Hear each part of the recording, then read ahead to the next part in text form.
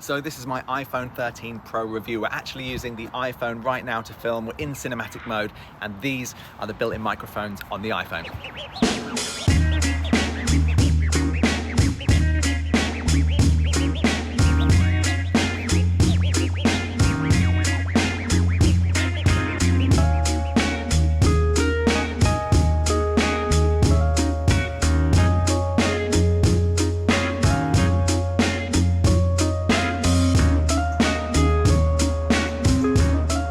Now, there were 3 cameras in the iPhone 12, but all 3 cameras have had a full upgrade. So there's still the ultra wide, the wide, and the telephoto, but this year they feature bigger sensors and allow a lot more light, which generally always makes for better photos.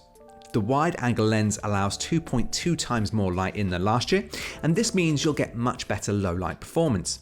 The ultra-wide angle lens now also features autofocus too, something it didn't actually have before. Plus, there's also a LiDAR scanner on the back to allow for some great nighttime portrait mode shots.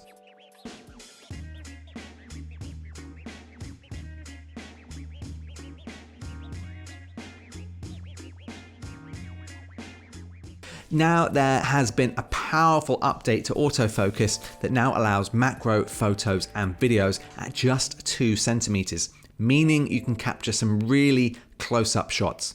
I really do love this. Now check these shots out.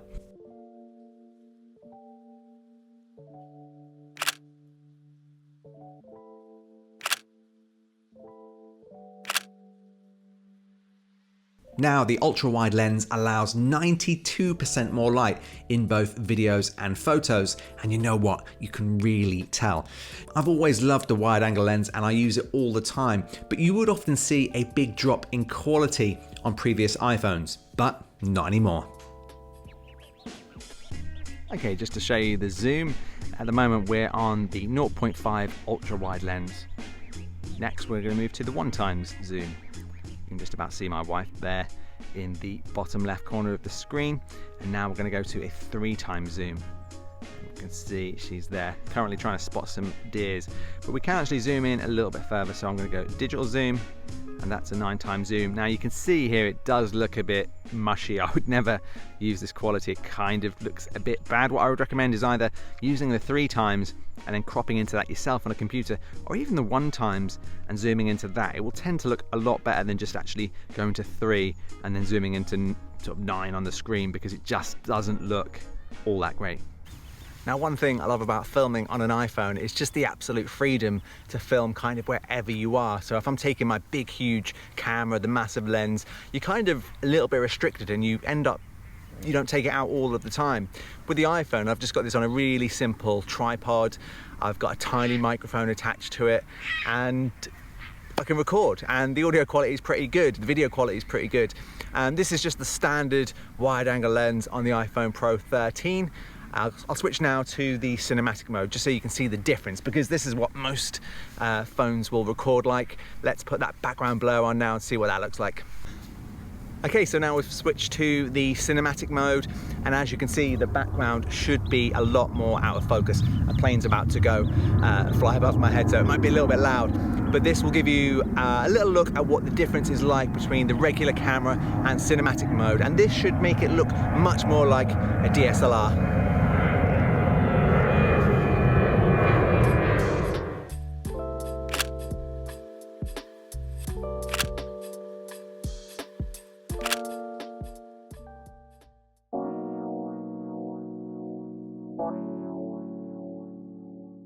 So this is the iPhone 13 Pro cinematic mode. Now, what you should be seeing is I should be in focus and Lewis should be out of focus. If I turn to face Lewis, it should automatically make Lewis in focus and me out of focus. But now I'm going to turn back to camera and it should make me in focus. So it's all automatic, all really, really clever. But what do you think? Does it look real to you? Now, the good thing is, I'm going to turn to face Lewis again, is let's say we want me to stay in focus and Lewis to be out of focus. You can change this in post by tapping anywhere on the video. So we'll try that out and we'll show you how that works. Okay, so one of the great things about the new cinematic mode is that you can actually edit the focus points at any point you wish. So I'm going to go to edit here, and you'll see the iPhone create some little keyframes here along the bottom, and that's when the iPhone has decided when it's going to change focus. But from here, let's just say I wanted Lewis to be in focus. We could simply tap Lewis's face and he would be the one in focus, and you can see it's added some new keyframes here and Lewis is remaining in focus. But of course you can change this at any point throughout your video or to any other subject. So you don't have to worry if the iPhone's messed up during filming or you've messed up, you can edit this. The other great thing you can do is actually change the f-stop just like a real camera. Now, if you're new to f-stops, essentially a lower f-stop will make the background more blurry, like so.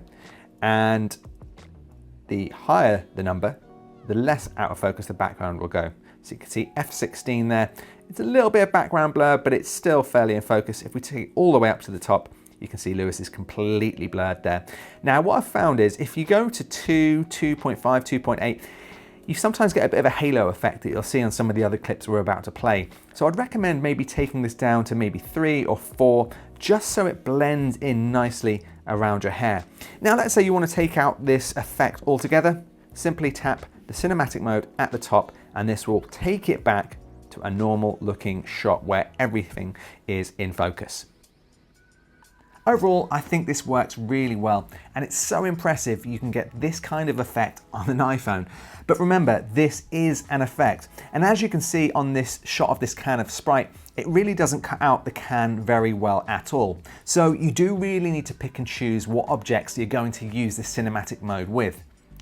Now, I wouldn't recommend you film a whole video just using the cinematic mode, but I actually think for the odd shot here and there, or just to add more depth to your headshots, I think this could work really well, especially when you mix it with the regular 4K footage.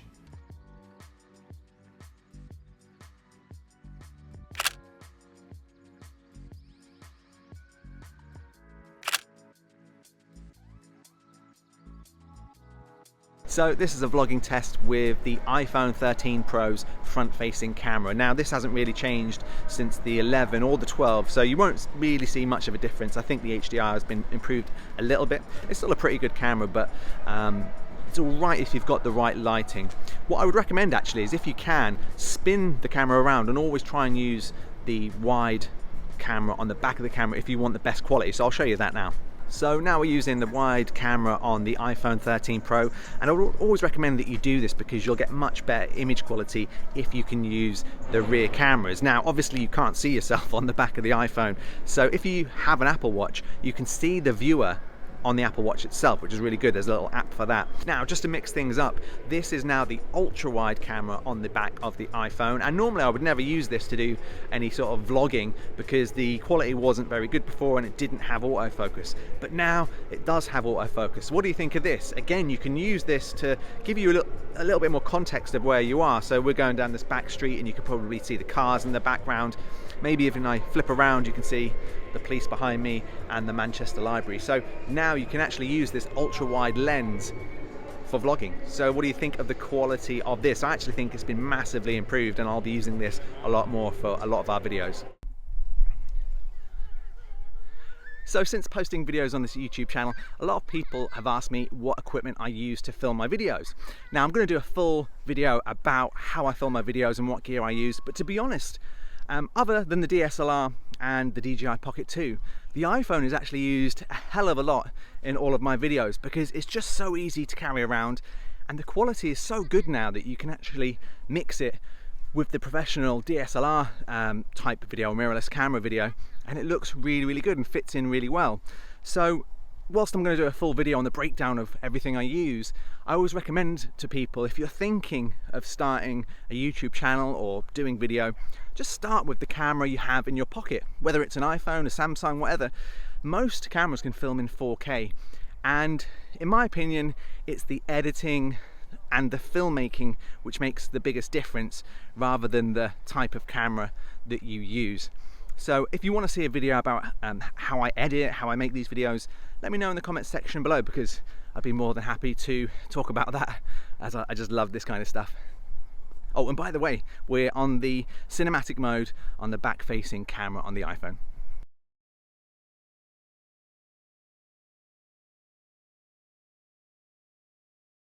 Okay, so let's talk battery life, and that's one area I've been really impressed with on the iPhone 13 Pro. I'm coming from the iPhone 12 mini, and whilst I love that small form factor, I just found that for me, doing a bit of filming, business emails, all that kind of stuff throughout the day, I was getting to about 6 p.m. with 10 or 20% left, and it just wasn't good enough. During the pandemic, it felt okay, but actually getting back into work, now going on the train to London every now and again, it's just, I can't use maps and things like that without fear that the battery will die. Now, this 13 actually has a bigger battery than the same size 12 from last year, and I haven't had really a day where I've ended the day with less than 50%. It's been that good, and I've been filming on it, I've been doing business emails, texting, FaceTime, and all the rest of it. So seriously worth the upgrade if you want some really good battery life. I've always been a fan of the iPhone for filmmaking, and I always say to anyone I know, if you're thinking of starting in YouTube or starting in film, start by using your iPhone. It's so powerful, and this year it's got a whole lot more powerful. You can actually use that wide angle lens now for nighttime shots. It's got autofocus, the macro mode is great, it's got 4K, and it's got that cinematic mode. And other than that, there's just improved battery life and a whole host of other features like that 120Hz screen that I think actually make this year's iPhone upgrade a little bit better than I thought it was going to be. But let me know in the comments section below, would you be upgrading to the iPhone 13 Pro? And if you are, what phone are you coming from? I'd love to hear from you. But anyway, thanks for watching, and make sure to check out other videos up here.